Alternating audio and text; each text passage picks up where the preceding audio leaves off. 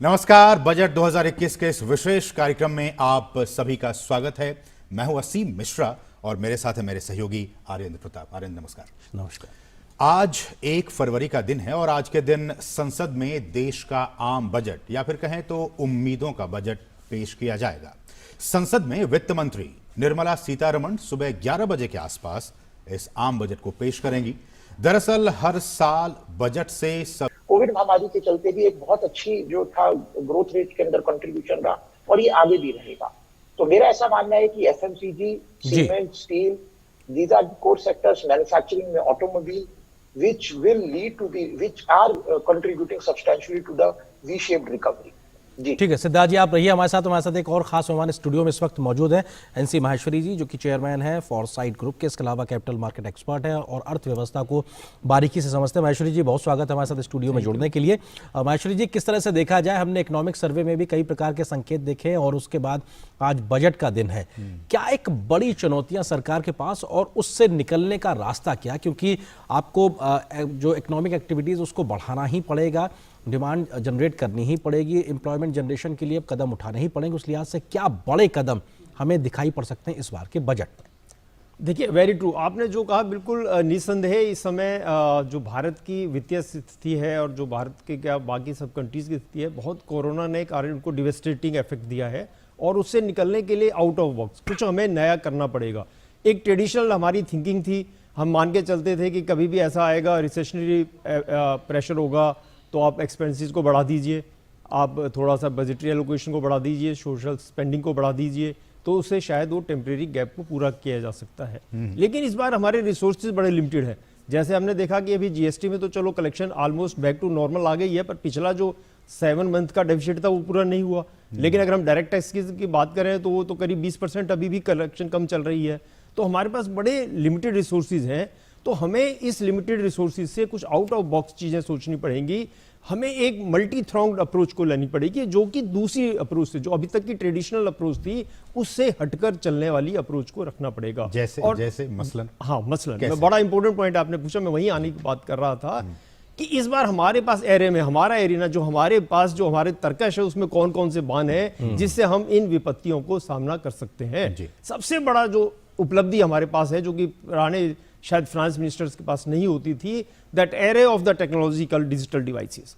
अगर हम totally digital devices के ऊपर बात करते हैं तो जो हमारा डीबीटी है, जो हम डायरेक्ट बेनिफिट ट्रांसफर कर रहे हैं, तो जो चीज़ पहले 100 रुपये हम गवर्नमेंट खर्चा करती थी और शायद वो 50 से 60% ही नीचे पहुंच पाता था, अगर हम अभी उसको डीबीटी के थ्रू या और जो डिजिटल प्लेटफॉर्म्स आ गए हैं उससे हम अपनी एफिशिएंसी को बढ़ा दें, तो उस एफिशिएंसी को बढ़ाने से हम 100 रुपये खर्च करके 95 या 100 रुपीज़ ही अपने रूरल बेनिफिशियरी को दे पा सकते हैं। तो उससे उसका जो इफेक्ट आएगा, जिसको हम सिमुलेशन इफेक्ट कहते हैं, सिमुलेशन इफेक्ट कहते हैं या मल्टीप्लायर इफेक्ट कहते हैं अपनी टेक्निकल इकोनॉमिक लैंग्वेज में, उन सारी चीज़ों का बड़ा इजाफा होने वाला है। दूसरा बड़ा इंपॉर्टेंट जो पॉइंट है, हमें इस समय एक्सपेंसिस बढ़ा के, हमें वो जो ट्रेडिशनल अप्रोच थी, हम बात करते थे हमेशा कि एक्सपेंडिचर को बढ़ाना है, वो एक्सपेंडिचर बढ़ाने की एक लिमिट है। हमने इकोनॉमिक में एक कंसेप्ट है मार्जिनल यूटिलिटी का। जब भी हम एक्सपेंसिव, जो भी हम एक फैक्टर ऑफ प्रोडक्शन है, अगर हम उसको डायरेक्ट बढ़ाते जाएंगे तो उसकी कहीं ना कहीं प्रोडक्टिविटी रिड्यूस होती चली जाती है और अल्टीमेटली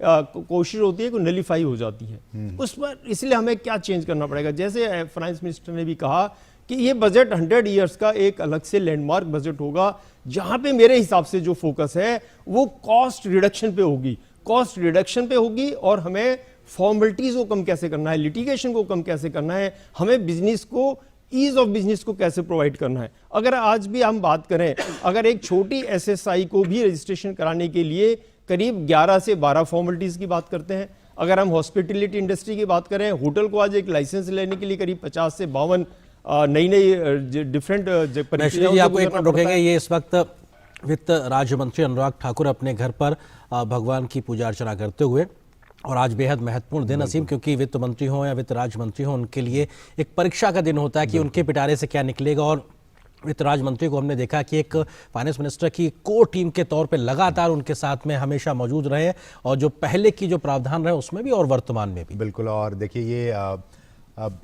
इनके साथ साथ, चूंकि ये कोर मेंबर हैं और वित्त राज्य मंत्री भी हैं, लेकिन इनके साथ साथ माहेश्वरी जी, कहीं ना कहीं इनके मन में ये भी हुआ कि किस तरह से जो एक लोगों की उम्मीदें हैं और उन उम्मीदों पर कैसे खरे उतरें, ये भी एक बहुत बड़ी चुनौती होगी। मन में कहीं ना कहीं ये होगा कि किस तरह से जो 125 करोड़ की आबादी भारत की है, उन तमाम लोगों को उनके हिसाब से अगर वो खुश हो सकें, ये एक बहुत बड़ी चुनौती उनके सामने। और असीम, अगर हम देखें इन तस्वीरों में तो हर एक व्यक्ति अपनी जिस भी प्रकार की मान्यताएं को मानता हो और उस जिस आराध्य को वो विश्वास करता हो, उससे यह वो एक तरीके से प्रार्थना करता है कि आप हमको इतनी शक्ति दीजिए, जिस काम की जिम्मेदारी हमें मिली है हम उसको सही से निर्वहन कर सकें। और ये तस्वीरें उसी बात का द्योतक है। कोई भी व्यक्ति किसी भी पूजा पंथ या विश्वास करता हो, लेकिन उसको एक तरीके से मानता है और उन पे विश्वास करके उससे एक तरीके से ये शक्ति चाहता है। और शायद यही प्रार्थना करते हुए इस समय वित्त राज्य मंत्री और भगवान हनुमान जी की संभवतः मूर्ति है और उनके आगे एक तरीके से बैठे हुए हैं और ये उम्मीद कर रहे होंगे कि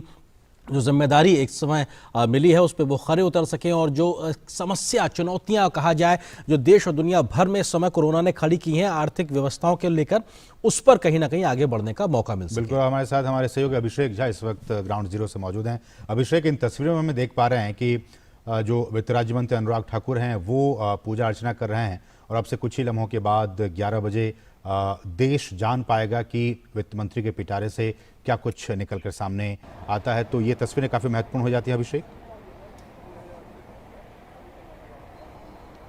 बिल्कुल असीम, और ये देखें कि ये कुछ भी अलग नहीं है उन सारी चीज़ों से जो हम अपने जीवन में करते हैं कि जब परीक्षा की पूरी तैयारी करते हैं और जिस दिन परीक्षा की घड़ी होती है उस दिन पहली जो चिंता होती है ये कि हम परीक्षा में परफॉर्म तो अच्छे से कर पाएंगे, अच्छे से प्रेजेंट कर पाएंगे खुद को, और जो भी हमने अब तक तैयारी की है उससे हम पूरी आत्मविश्वास के साथ देश के सामने रख पाए। और यही सिलसिला है कि जो पिछले हफ्तों में लगातार कंसल्टेशंस हुई हैं इकोनॉमी के हर एक सेक्टर के रिप्रेजेंटेटिव्स के साथ वित्त मंत्री की और उनकी टीम की, उसके बाद आज ये उनकी परीक्षा की घड़ी है कि वो देश के सामने जो भी फैसले पेश करने वाली हैं, जो भी योजनाएं बताने वाली हैं, जिस दिशा में देश की अर्थव्यवस्था को ले जाने की तैयारी उन्होंने की है उसको देश किस तरीके से लेगा।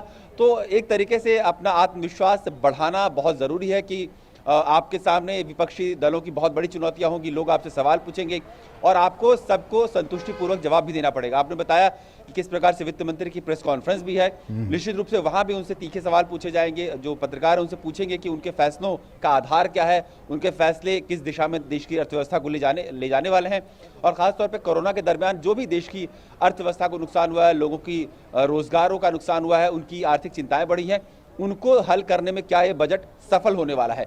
तो इन सभी सवालों का जवाब वो अच्छे से दे पाएं, इसकी तैयारी के लिए शायद ये आत्मविश्वास जरूरी है। बिल्कुल, एक परीक्षा की घड़ी के तौर पे और एक अभ्यर्थी के तौर पे हर एक का एक तरीके से वक्त होता है और लोग उम्मीद करते हैं कि वो बेहतर तरीके से कर सके। अभिषेक, हम आपके पास आते रहेंगे और महेश्वरी जी हमारे साथ लगातार स्टूडियो मौजूद है। महेश्वरी जी, आप अपनी बात रख रहे हैं तो इस बात का जिक्र कर रहे थे कि वो गुंजाइशें कौन सी हैं जहाँ पे सरकार आउट ऑफ द बॉक्स जाके कुछ बेहतर करने के लिए आगे बढ़ सकती है। आप अपनी बात को पूरा करें। बात कर रहे थे जहां हम ईज ऑफ बिजनेस से अपनी कॉस्ट को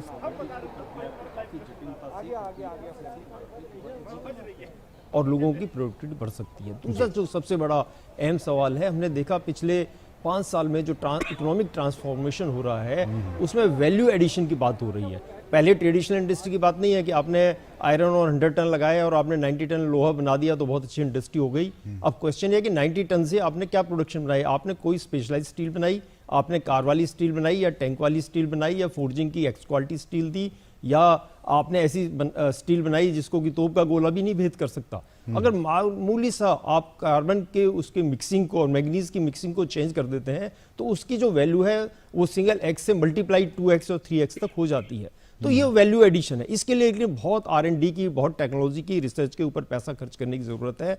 तो मुझे लगता है कि पिछले 2-3 बजट से सरकार ने बहुत ध्यान दिया है R&D के ऊपर। नेचुरली उन्होंने टैक्स इंसेंटिव भी दिए हैं। मुझे लगता है एक नया सिस्टम, ये जो टैक्स इंसेंटिव है माइनर टिगरिंग ऑफ द बजट्स है। मुझे लगता है अगर हम आउट ऑफ बॉक्स की बात करें तो एक नए टैक्सेशन प्रणाली की जरूरत है जहां की हम वैल्यू ऑफ एफिशिएंसी को एक निर्धारित बेनिफिट दें। अगर एक आदमी बातें करें महेश्वर जी की नए टैक्सेशन सिस्टम की जरूरत है। हाँ जी, मुझे लगता है कि अगर भारत के सामने कोई एग्जांपल हो पूरे वैश्विक स्तर पे कि किस देश में इतना बेहतरीन अगर टैक्सेशन सिस्टम हो, या फिर अपना वो भी अगर मेक इन इंडिया टाइप का फिर अपना कोई देसी कोई आइडिया हो जिसके जरिए कि इसको टैक्सेशन सिस्टम को लाया जाए। इस पर आगे आपके इन कोविड प्रोटोकॉल का जो पालन करते रहना, हमें लगातार करते रहना है। हमारे साथ हमारे सहयोगी शिशिर शेलार एक बार फिर से जुड़ गए हैं मुंबई से। शिशिर, आपसे मैं बात कर रहा था और एक बार फिर से उन्हीं बातों पे आपका ध्यान कि किस तरह से जो शेयर मार्केट है, जो मार्केट है, वो किस तरह से इस पूरे बजट को लेकर आस लगाए बैठा है, किस तरह की टैक्सेस, और जैसा कि आप कह भी रहे थे कि इस दौरान जो एफडीआई है उसका काफ़ी फ्लो रहा है हिंदुस्तान की तरफ, भारत की तरफ। तो एक तो एफडीआई का फ्लो बढ़ना, हमने देखा कि जो जीएसटी कलेक्शन है वो काफ़ी बढ़ा है, और जो वैक्सीनेशन का जो काम है वो अब चल पड़ा है। तो जो तमाम सेंटिमेंट्स हैं मार्केट के लिहाज से, वो सारे अगर मैं कहूँ पटरी पर हैं तो कोई गलती नहीं होगी। बिल्कुल आसिम, देखिए जैसे आपने बात की टैक्सेशन की, इस वक्त निगाह है टैक्सेशन पर ही है। हालांकि मार्केट की बात करें तो मार्केट जरूर जो है इन सभी चिन्हित में जो हमारा सबसे बड़ा शस्त्र है वो है डिजिटल टेक्नोलॉजी। और डिजिटल टेक्नोलॉजी को इन्होंने इंडिकेशन किया है, इन्होंने दिखाया है कि डिजिटल टेक्नोलॉजी हर चीज में यूज हो सकती है। ये एक तरह का लोगो है, एक तरह का छंद रूप है, जिससे कि लोगों को इंप्रेशन आ पाए कि हमें टेक्नोलॉजी को ही ध्यान पे देना पड़ेगा, और टेक्नोलॉजी ही मुझे लगता है इस संकट से हमें आगे ले पाएगी। जैसे मैंने आपको उस समय भी बताया, coming back to my old answer, I think सबसे पहले हम आत्मनिर्भर की एक बात कर लें, क्योंकि आत्मनिर्भर का क्योंकि बहुत अच्छा कंसेप्ट है। हर बजट में बेसिकली 3 इशू ही होते हैं, मैं सबसे पहले आत्मनिर्भर का ही इशू लेता हूँ। हमने पीछे 1 साल पे काफ़ी आत्मनिर्भर पे काम किया है, सरकार ने बहुत इंसेंटिव दिए हैं, हर सेमिनार्स में इंसेंटिव बात हुई है, हर डिक्लेरेशन में देखें बात करें, लेकिन इसको क्वांटिफाई कैसे किया जाए। क्या हम आत्मनिर्भर की जो इतनी बात कर रहे हैं, क्या हमने उस पर कितना अचीव किया है। तो इसके लिए हमने एक प्रेजेंटेशन सोचा है कि हम आत्मनिर्भर इंडेक्स को, सेक्टोरल इंडेक्स, अगर आप स्टॉक मार्केट की बात करें तो आपने देखा होगा कि बैंक निफ्टी अलग होती है, मेटल इंडेक्स अलग है, फार्मास्यूटिकल इंडेक्स अलग है। ऐसा क्या इस चीज़ को एक्सप्लोर किया जा सकता है। हो सकता है कि आज हम कुछ इस तरह की अनाउंसमेंट सुनने को मिले जहाँ पे कैपिटल मार्केट के कुछ टैक्सेशन स्ट्रक्चर को भी टिंकर किया जा सकता है, और साथ में एक आत्मनिर्भर के इंडेक्स को हम कैसे कंस्टिट्यूट कर सकते हैं ताकि हम फाइनेंशियल सेक्टर में बता सकते हैं। आप बहुत ही अलग तरह की जानकारी दे रहे हैं माहेश्वर जी, की आत्मनिर्भर इंडेक्स भी बनाया जा सकता है उसको, यस, क्योंकि उससे हमें पता लगेगा जो हमने कोशिश की। देखिए, जो मोदी जी ने अभी तो सर जो 8 हमारे पास जो कोर इंडस्ट्री है उनके इंडेक्सेस तो हैं ही। हाँ जी, तो हमें उससे आगे सोचना है। मैं अब वही बातें आपसे डिस्कस कर रहा हूं जो आउट ऑफ बॉक्स सॉल्यूशन की बात की थी। नॉर्मल सॉल्यूशन तो और ये इंडेक्स कैसे काम करेगा जो आप बता रहे हैं कि आत्मनिर्भर इंडेक्स है, अगर ये बनता है तो किस तरह से ये हाँ, इसमें वो कंपनियां ली जा सकती हैं जिन्होंने या तो एक्सपोर्ट को बढ़ावा दिया है, या इंपोर्ट को सब्स्टिट्यूट कर दिया है, या कोई ऐसी टेक्नोलॉजी दी है जो इंडिजिनसली डेवलप हुई है। जैसे हम स्टार्टअप की बात कर रहे हैं, यूनिकॉर्न की बात कर रहे हैं, मल्टीकॉर्न की बात कर रहे हैं। हो सकता है उस टाइप का हमने एक डिटेल प्रेजेंटेशन बना के डिस्कशन हो रहा है एट वेरियस फोरम पे। देखते हैं कि कितना वो आगे आ पाता है, नहीं आ पाता, बट कम से कम एक कंसेप्ट है। हमें देखना पड़ेगा कि हम जो कोई भी चीज करें आउट ऑफ बॉक्स से कंसेप्ट, हाँ, हमें उसको क्वांटिफाई करना पड़ेगा कि हमने ये पहल किया था, हमने ये इनिशिएटिव लिया था, और हम उसको इस ढंग से क्वांटिफाई कर पाए कि पिछली बार 140 नंबर था, इस बार 180। लाइक आप ईज ऑफ बिजनेस की बात करें तो हम एशिया में बात करते हैं ना, पहले हमारा रैंक 170 था, अब 120 हो गया। या अगर हम आज फ्रीडम की बात कर रहे हैं, एक्सप्रेशन ऑफ की बात कर रहे हैं, किसी की बात करें, तो आज हर चीज का एक इंडेक्स बन गया है। तो मैं इसीलिए एक बड़ा अच्छा उदाहरण है, और हो सकता है कि फाइनेंस मिनिस्ट्री इस दिशा में कुछ पहल करे और आपको देखने को मिले कि इस तरह के सेक्टोरल इंडेक्स की तरह क्वालिटेटिव इंडेक्स भी मार्केट में आ जाएंगे। ठीक, बहुत महत्वपूर्ण सुझाव असीम सर ने कहीं ना कहीं दिया, और ये तस्वीरें भी हम लगातार दिखा रहे हैं, और डीडी न्यूज एक्सक्लूसिव तरीके से एक एक पल की कवरेज वित्त मंत्री, वित्त राज्य मंत्री के माध्यम से आप तक पहुंचा रहा है। और हम दर्शकों से लगातार इस बात के लिए भी कह रहे हैं कि डीडी न्यूज का यूट्यूब चैनल हो, ट्विटर हैंडल्स हो, या फिर हमारा फेसबुक पेज हो, आप उससे लगातार जुड़े रहिए। सबसे पहले सटीक एक्सक्लूसिव अपडेट, बजट से जुड़ी हर खबर के बारे में हम आप तक लगातार पहुंचाते रहेंगे। बिल्कुल, और यहाँ रुकेंगे छोटे से ब्रेक के लिए, आप देखते रहिए डीडी न्यूज।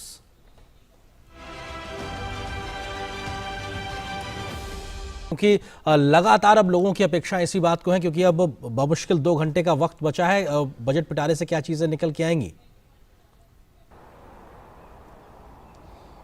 देखिए आरिंद्र, इस बार के जो रोचक तथ्य आप जिस तरह से बता रहे थे, उसमें से एक रोचक तथ्य ये भी होगा कि लोग उस तस्वीर को मिस करने जा रहे हैं जो कि हम पिछले सालों में देखते थे, जब वित्त मंत्री जो जो रेड सूटकेस का बजट का थैला अपना फ्लैश करते थे और वो एक फोटो ऑप हुआ करता था। उसके साथ ही जब निर्मला सीतारमण जो वित्त मंत्री हैं अभी, उन्होंने पिछले वर्षों में शुरू किए बही खाता की परंपरा, जिसमें लाल कपड़े में लिपटी हुई बजट की कॉपी हुआ करती थी और वो एक फोटो ऑप हुआ करता था। इस बार ऐसा कुछ नहीं होगा क्योंकि बजट एक डिजिटल कॉपी में होने वाला है और डिजिटल कॉपी, और शायद इसलिए इस बार वो तस्वीरें हम अपने दर्शकों को नहीं दिखा पा रहे हैं। बहरहाल अगर वित्त मंत्री की बात करें कि वो बजट में क्या कुछ अपेक्षाओं को पूरा कर सकती हैं, तो हम सबको ये बात रियलिस्टिकली मानना होगा कि वित्त मंत्री और देश की जो आर्थिक हालत है वो बहुत अच्छी नहीं है, उस हिसाब से कि वो बहुत खुले हाथों से बहुत कुछ खर्च करने की स्थिति में नहीं है। जो हमारा जो विश्व की अर्थव्यवस्था में मंदी आई है, तो भारत की अर्थव्यवस्था में भी वो कमजोरी देखी गई है और इसलिए अगर आपकी जो इकोनॉमिक एक्टिविटीज़ हैं वो बहुत कम रही हैं, तो आपका जो इनकम है वो भी कम रहा है और इसी प्रकार से आपके खर्चों में भी कटौती होगी। तो निश्चित रूप से कुछ एक सेक्टरों में हम कटौती भी देख सकते हैं, लेकिन कुछ ऐसे सेक्टर के जिनको बहुत ज़्यादा जोर देने की ज़रूरत है ताकि वो इकोनॉमी की साइकिल को बढ़ा सकें, उनके ग्रोथ के प्रोजेक्शन को आगे बढ़ा सकें, उन पर सरकार बहुत ज़्यादा ध्यान दे सके कि पॉलिसी के लेवल पर हम बहुत ज़्यादा जो अनाउंसमेंट्स है वो देख सकते हैं सरकार की तरफ से, ताकि ऐसे जो सेक्टर जैसे ईज ऑफ डूइंग बिजनेस हुआ, ताकि ज़्यादा से ज़्यादा विदेशी निवेश भारत में आए, जो इंडस्ट्रीज या जो भी एंटरप्रेन्योर्स अपना काम शुरू करना चाहते हैं वो जल्दी से जल्दी और आसान तरीके से अपना काम शुरू कर पाए। और इन प्रयासों से ताकि सरकार की जो आर्थिक गतिविधि का जो चक्र है वो तेजी से चल पाए, तो इस तरह की घोषणाएं हम ज्यादा इस बार सुन सकते हैं। बिल्कुल अभिषेक, हमारे साथ बने रहिए, हमारे साथ चूंकि लगातार मेहमान भी जो हैं वो भी बने हुए हैं। हम एक बार फिर से रुख करेंगे सिद्धार्थ जैन का, जो कि इकोनॉमी को काफ़ी करीबी से जानते हैं, टेक एक्सपर्ट हैं। सिद्धार्थ जी, मेरा सवाल आपसे ये होगा कि आप जिक्र भी कर रहे थे एग्रीकल्चर सेक्टर का, कृषि क्षेत्र का, और जैसा कि हमने जानते हैं कि और इस बात का जिक्र आर्थिक सर्वे में भी किया गया कि कोरोना काल में अगर कोई सेक्टर अच्छा काम किया तो उसमें सबसे नंबर 1 पे एग्रीकल्चर सेक्टर रहा, 3 से 4% और उसके आसपास उसकी जो वृद्धि है वो दर्ज की गई इस बजट में। और इसके बाद कृषि क्षेत्र को क्या कुछ उम्मीदें इस बजट से करनी चाहिए? बिल्कुल ठीक कहा आपने नरेंद्र की इकोनॉमिक सर्वे ऑफ इंडिया के अंदर यही निकल कर आया कि कोविड महामारी के दौरान हमारे जो 3 सेक्टर्स है इकोनॉमिक के, एग्रीकल्चर, मैन्युफैक्चरिंग और टर्शरी, उसमें agriculture sector has out perform the other 2 sectors. Budget के अंदर मेरा ऐसा मानना है कि एग्रीकल्चर इम्पेटस जरूर मिलना चाहिए, फर्टिलाइजर्स जरूर सस्ते होने चाहिए, और दूसरा एग्रीकल्चर जिस तरीके से जो 3 नए फार्मूलाज हैं उनकी कंट्रोवर्सी को अगर एक बार अपन साइड पर छोड़ दे तो उनके लिए इंफ्रास्ट्रक्चर डेवलपमेंट के ऊपर सरकार का बहुत जो है वो बड़ा फोकस होना चाहिए, क्योंकि उसी से जो है वो किसान किसी भी मंडी को एक्सेस कर पाएगा।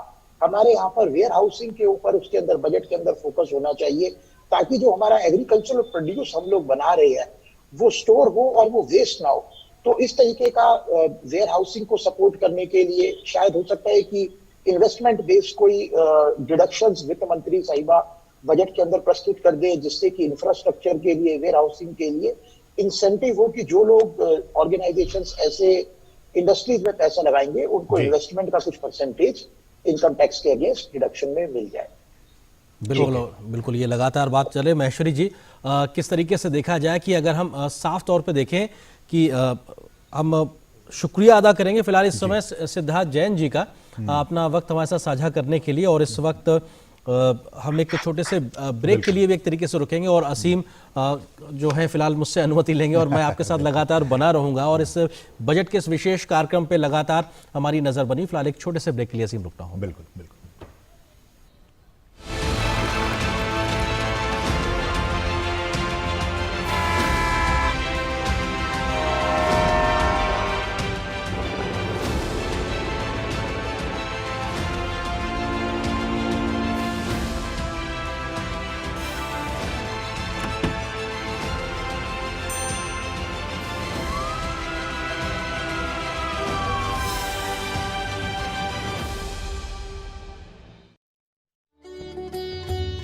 महात्मा के मंत्र।